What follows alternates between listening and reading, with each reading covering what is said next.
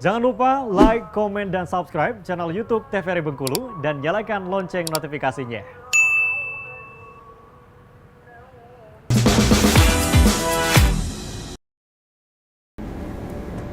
Terima kasih pemirsa Opini, kita kembali lagi obrolan pas di sini bersama Fiery Muhammad Andra yang biasa dipanggil Andra ya, seorang pelatih taekwondo yang sudah berkeliling melalang buana ke berbagai macam lini olahraga ya, basket, terus juga di daerah seninya pun juga sampai sekarang masih tetap karena juga melanjutkan kembali perjuangan dari sang bapaknya untuk mengelola sanggar, yaitu yang dulunya kita kenal dengan Maeng-Sari, sekarang menjadi Arastra ya. Oke, kita lanjutkan kembali untuk obrolan seru kita nih Ndra, di siang hari ini. Nah, berarti kan pada saat awal-awal ini tidak ada keraguan nih dari Anda, apalagi anak-anak kecil ya. Pada saat teman-temannya main layang-layangan, main bola, Anda harus latihan taekwondo, berantem gitu. Berarti dari kecil itu kalau untuk anak-anak taekwondo ini memang sudah adu sparring gitu. Iya, udah adu sparring bang.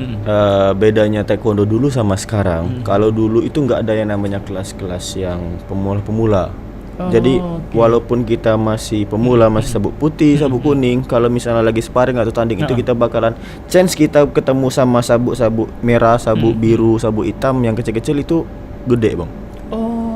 Jadi memang istilahnya kalau anak-anak kini kan sekarang itu ada setiap kejuaraan tuh ada yang namanya kelasnya pemula sama kelas prestasi. Yang kelas prestasi itu anak-anak istilahnya yang udah ada pengalamannya banyak. Kalau dulu nggak ada kelas pemula. Jadi bermodal mental aja sih. Mental. Kita ikut kejuaraan walaupun kita masih sabuk putih, sabuk kuning, tahu-tahu lawan kita sudah sabuk merah. Iya, benar. Pas ketemu lihat sabuk merah ini. Udah mental harus aja dikuatkan. Harus terima. Mau ketemu lawan siapa aja aja. Berarti Anda pada saat itu ketemu itu momen-momen seperti itu. Iya, merasain semua bang. Kayak gimana pada saat ngelihat lawan Anda ternyata level dari sabuknya adalah di atas Anda pada saat itu, Mbak? Kalau dulu ya namanya anak kecil kan, rasa takut itu pasti ada. Tapi nothing tulus saja sih sebenarnya. Langsung jalan aja. Mana menang alhamdulillah, nggak menang kita jadikan pelajaran. Karena kita tahu lawan kita ini ternyata dari sisi sabuknya sudah kelihatan levelnya di atas kita. Iya, Bang, justru sebenarnya kalau dari dulu Anda lebih suka ketemu sama yang lebih tinggi dari Anda. Maksudnya levelnya lebih tinggi dari Anda. Karena kan kita bisa mendapatkan pelajaran. Karena pelajaran itu yang paling penting sebenarnya. Benar. Kalau misalnya kita ketemu yang rendah, ya mungkin mental Anda juga nggak mungkin segede sekarang ini mungkin kalau untuk dalam istilahnya di pertandingan kan. Benar, betul juga ya. Kalau kita ketemu level lawan yang sama seperti kita atau di bawah kita, ya kita seperti itu aja gitu ya. Naik levelnya pada saat latihan gitu. Tapi kalau di kejuaraan sudah ketemu lawan di atas kita, wah, ini adrenalin juga terpacu gitu. Bener bang, jujur sebenarnya kalau memang boleh cerita, waktu Andra pulang dari prapon, istilahnya BK-pon, itu Andra ketemu lawan anak Palembang. Andra masih sabuk merah, dia sudah sabuk hitam dan 4. Lawan Andra. Yang ketemu di 16 besar itu, kalau Andra menang lawan dia, itu Andra langsung lolos pon. Tapi memang belum rezeki kan bang. Pulang dari situ, jadi kita jadikan pelajaran. Pas pulang sekitaran 3 bulan kalau nggak salah, 3 bulan atau 2 bulan sepulang dari prapon, itu ada kejuaraan Open Turnamen Gubernur Cup. Itu ada dari Jakarta, DKI Jakarta. Itu dia anak Pelada DKI. Jujur aja bang, kalau misalnya untuk tinggi Andra kalah jauh. Mungkin abang lihat Andra udah tinggi kan? Benar, di atas saya lagi. Andra. Tinggi Andra berapa gini? Kalau tinggi Andra 180 bang. 180, dia di atas Andra lagi? Di atas Andra. Dia 187 atau 189. Kayak gini bang. Andra tegak di podium 1, dia tegak di podium 2, masih tinggi dia bang. Tapi modal istilahnya kan kita udah pulang dari prapon, kita udah dapat pelajaran ya kan. Betul. Kita ajar aja. Alhamdulillah menang dulu. Berarti ada hikmah ya. Ketemu orang yang level di atas kita gitu. Iya. Wah, berarti kalau untuk kita flashback ke beberapa tahun silam, puluhan tahun silam, awal pertama kali Andra mendapatkan prestasi di taekwondo ini usia berapa, Andra? Kalau pertama kali itu Andra kelas 5 SD sudah dapat prestasi ya? Iya, kalau untuk taekwondo udah dapat prestasi, udah dapat medali emas. Medali emas. Iya. Itu berarti di kejuaraan Kejurda. Ya, Kejurda. Istilahnya satu provinsi lah. Oh, Seprovinsi oke. Bengkulu. Berarti dari sana mulai termotivasi Iya. lagi. Oke, luar biasa sekali. Dari kelas 5 SD sudah dapat medali emas loh. Wah, keren. Dan sekarang Andra sekarang kan banyak nih mendapatkan, kalau prestasi wah sudah nggak bisa disebut lagi medali. Kalau dihitung pernah ngitung nggak? Nggak pernah gitu bang. Nggak pernah. Tapi kalau di rumah udah dibikin kayak ada lemari khusus medali itu udah berjajar. Wih. Itu campur semua. Medali Andra sama medali adik itu udah dicampur semua. Kalau misalnya udah dipegang bersama, kalau kayak gini intinya bang, kalinya. Saking banyaknya gitu. Itu kalau di kilo kan udah berapa kilo itu? Nggak tahu berapa kilo. Mungkin ada 10 kilo lebih ada. Nah, berarti kan Anda juga pada saat di SMP ya, SMP kelas 2 sampai SMA juga pindah ke basket Iya. dan balik lagi untuk di taekwondo dan alhamdulillah lolos untuk seleksi prapon gitu. Iya, benar. Oke. Gimana nih rasanya untuk pada saat seleksi prapon berarti mewakili Provinsi Bengkulu? Kalau untuk seleksi, ya. Tapi sebelum kita ke prapon kan kita ada namanya seleksi dulu di seprovinsi Bengkulu Oh, kan. oke. Lawan-lawan ya dari kabupaten-kabupaten. Ya, nothing tulus saja sih sebenarnya. Alhamdulillah memang ada rezeki untuk Anda lolos ke prapon. Oke. Masih ada berarti menyimpan ilmunya ya. Walaupun sudah kelas 2 SMP, terus kelas 3, kelas 1. Ya, kelas 2 SMA baru masuk lagi. Oke, berarti kurang lebih 3 tahun vakum di Ya, taekwondo. 3 tahun vakum. Kembali lagi aktif lagi dan langsung bisa lolos ke prapon. Iya. Oke, pada saat itu kemana? Di mana Ndak praponnya? Praponnya waktu saat itu kalau taekwondo di Jakarta Timur, Bang. Oh, Gor Popki Oh, di oke. dekat Wiladatika. Lawan pada saat itu ketemu sama siapa aja Ndak? Andra cuma ketemu 2 kali sih sebenarnya Bang, lawan Sulawesi Utara sama Palembang. Sama Palembang. Oke, kalau Sulawesi Utara di level yang sama. Ya, dapat alhamdulillah kita dapat yang Andra dapat yang istilahnya selevel lah istilahnya kan. Kalau untuk yang itu ya mungkin lagi memang kurang beruntung aja dapat memang lawan yang lebih senior lah istilahnya kan. Ada terkejut juga sudah walaupun kita masih muda tapi ngelihat lawan yang udah tua ya, semangat kita masih tetap ada kan. Tapi memang yang namanya kita pertandingan ataupun bela diri itu yang namanya pengalaman itu nggak bisa dibohongin Bang. Oke. Memang dia pengalamannya udah lebih jauh dari Andra. Mm-mm. Dia pas udah waduh udah sabuk hitam tapi masih santai aja kan sabuk hitam dan 4 ada bilang. Tapi pas tengah lapangan gila babi buta dia. Oke. Terlihat berarti Iya, terlihat benar, Bang. Ya, guru yang paling ini ya, paling sangat berharga sekali ya pengalaman itu Iya tadi Bang, ya. benar Bang. Karena kan memang dari dulu kita yang namanya di Bengkulu itu untuk kejuaraan itu sangat dikit. Minim ya, setahun Minim. yang tadi Anda cerita 2 kali itu sudah bersyukur sekali. Iya gitu ya. sudah bersyukur bener Bang kalau di Bengkulu. Kalau sekarang alhamdulillah kemungkinan 4 atau 5 kali dalam setahun kan Oke. untuk anak-anak. Kalau misalnya jujur Anda dapat cerita dari teman-teman kalau di Jakarta ataupun di daerah Jawa lah itu. Dia sebulan bisa 4-5 kali kejuaraan. Sebulan Satu di bulan. sana sama seperti setahun di kita di Iya. sini. Oke, makanya atlet-atlet bela diri di sana lebih dari pengalaman sudah lebih jauh di atas kita Iya gitu benar ya. Bang, karena kan memang pengalaman kita nggak bisa bohongin kan, namanya pengalaman. Apalagi kita yang namanya bela diri.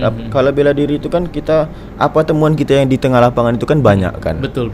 Kalau misalnya kita nggak bisa nggak banyak pertandingan, nggak dapat pengalamannya banyak, gimana kita mau evaluasi diri sendiri Bang? Oke, hanya sebatas ini apa? Dojang namanya Iya. kalau untuk satu tempat latihan kita ini. Berarti kalau kita hanya latihan, berarti tahunya kita ya di seputaran dojang itu aja, Iya berarti. Bang, benar. Oke. Jadi itulah kenapa sekarang yang Anda terapkan ke anak-anak, walaupun kejuaraan udah ada, nggak terlalu banyak sama kayak kita di luar Bengkulu, tapi setiap latihan sekarang udah Anda terapkan. Memang ada di program Andra itu setiap minggu terakhir, maksudnya hari terakhir per minggu itu Anda adakan namanya sparring. Oke. Jadi sparring antara anak-anak, walaupun mereka sparring sama-sama mereka, tapi Andra bakal change terus. Change-nya istilahnya anak-anak kadang ketemu yang anak SD, kadang ketemu yang SMA. Karena kenapa? Kalau kita nggak latih mentalnya dari sekarang, kalau misalnya di lapangan mereka pasti akan takut Bang. Kalau Oke. ngelihat ketemu lawan yang lebih tinggi. Benar, belajar dari pengalaman Iya, Anda juga benar. dulu ya. Oke.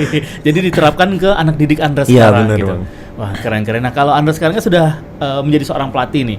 Untuk nama dojangnya apa nih, Ndak? Kalau nama dojangnya kebetulan Andra ngajar di Pagar Dewa, namanya Dewa Taekwondo. Dewa Taekwondo. Iya. Untuk tempat latihannya di mana, Ndak? tempat latihannya itu pom bensin Pagar Dewa. Itu sebelum pom bensin itu kan ada masjid. Oke, betul. Nah, kita latihannya di masjid. Oke. Di halaman masjid. Oke, berarti untuk warga seputaran Pagar Dewa nih dan sekitarnya bisa nih. Sama seperti saya nih, juga tinggalnya dekat Pagar Dewa, Pekan Sabtu. Oh, bukan Sabtu. Oke, bisa ada juga nanti. anak murid ada Pekan Sabtu. Oke, kalau anak saya tertarik nih bisa diantar ke sana nih, Ya, dekat rumah boleh. kan nggak terlalu jauh. Oke, sekarang sudah berapa banyak untuk anak didiknya, Ndra? Kalau anak didik lebih kurang 50 lebih ada, Bang. 50 lebih. Waduh, berarti untuk mengajar anak-anak yang baru newbie lah bahasanya kan, berarti memang butuh perhatian khusus gitu. Benar, Bang. Oke, repot nggak ngajar anak-anak? Kalau harus beda sama seperti kita ngajar nyanyi. Kalau bela diri kan banyak hal yang harus kita perhatikan, terutama dari Sebenarnya- safety anak-anak gitu. Kalau untuk latihan, kalau yang namanya kita ngelatih anak-anak masih kecil, itu kalau untuk safety masih aman lah, Bang, karena kan memang anak-anak kan tulangnya masih lentur semua. Yang paling penting itu kan kalau misalnya pertama kali latihan itu kan yang Anda ajarkan split, Bang. Oh, oke. Kalau anak-anak yang masih SD itu kita masih enak, istilahnya dia split dia nggak terlalu lurus, tapi kita paksakan lurus. Oke. Memang ada beberapa anak istilahnya nangis lah istilahnya kan, yang namanya bela diri kan. Betul. Kalau misalnya taekwondo, kalau misalnya nggak bisa split, cuma, Bang. Oh. Karena kita di taekwondo itu dominannya kaki ke kaki semua, Bang. Kita nendang ke kepala itu poinnya paling gede. Apalagi kalau istilahnya orang Bengkulu acong beleng. Acong beleng ya. Bahasa Bengkulu gitu ya. Kalau acong beleng itu atau istilahnya di taekwondo itu dui rugi, itu kalau kena kepala itu poinnya 5. Oke, makanya difokuskan di kaki. Di kaki semua, Bang. Oke. Jadi sebenarnya kalau misalnya untuk susah sih enggak sih sebenarnya kalau ngelatih anak-anak. Yang paling terpenting adalah kalau misalnya ada orang tua yang mau memasukin anaknya ke bela diri, itu yang paling penting itu support orang tuanya, Bang. Bagaimana orang tuanya bisa di rumah menyupport anaknya, mengasih pandangan, istilahnya mau bikin anaknya jadi atlet atau gimana, paling enggak daripada dia main HP di rumah, Betul. lebih baik dia pergi latihan kan. Oke. Jadi memang support orang tua itu paling penting. Benar. Karena ada beberapa juga anak murid Andra yang ada umurnya sama. Ada satu orang yang memang serius, ada satu orang yang main-main. Oh, oke. Balik-balik tergantung orang tuanya dari rumah. Gimana mendoktrin anak-anaknya. Itu aja sih. Oke, otomatis juga kan untuk kebaikan anaknya juga, Iya, apalagi anak bener, perempuan ya. Zaman sekarang ya kita tahu ya, yang dunia global ini dari tingkat kejahatan juga macam-macam sekarang. Iya benar, kan? Bang. Masalahnya ada anak murid Anda ada beberapa ada kemarin satu orang itu dia di SD berapa lupa Andra. Dia masih dia latihan taekwondo sama Andra baru sekitaran 1 tahun kemarin kan. Waktu sudah itu dia ada diganggu sama cowok. 4 orang dikeroyok, Bang. Perempuan. Dan Andra senangnya yang cewek yang lawan, yang cowoknya pada nangis semua. Ini manfaatnya nih kalau memang bener ini ya, dari orang tua juga support. Bukan arti anak itu disuruh untuk menjadi jagoan, bukan ya. Bukan, Bang, bener. Balik-balik untuk ya bela diri dia terus Iya, juga. karena juga Anda juga nanamkan sama anak-anak kan. Kita latihan di sini latihan bela diri, Anda bilang kan. Kalau misalnya kalian diganggu sama orang, orang istilahnya orang mukul kalian balas, mau dibawa kemana? Anda ikutin, Anda bilang. Anda yang bisa tanggung jawab, Anda bilang kan. Anda iringin. Kalau memang orang tuanya mau nuntut, silakan. Kita lihat nanti sebatas mana orang tuanya mampu nuntut kan. Ya kalau misalnya kalian yang ganggu, ya saya sabun lepas tangan. Istilahnya kalau misalnya panggilan pelatih di taekwondo itu kan sabun.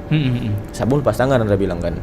Kalau misalnya kalian diganggu, kalian mukul orang, misalnya kalian dipukul, kalian pukul balik, orang tuanya marah, sabun yang ngadapin orang tuanya. Oke deh, kita lanjut kembali Indra untuk obrolan kita di siang hari ini. Pemirsa Om ini jangan kemana-mana tentunya ya. Habis ini kita akan ketemu lagi ya. Tetap setia di obrolan pas di sini.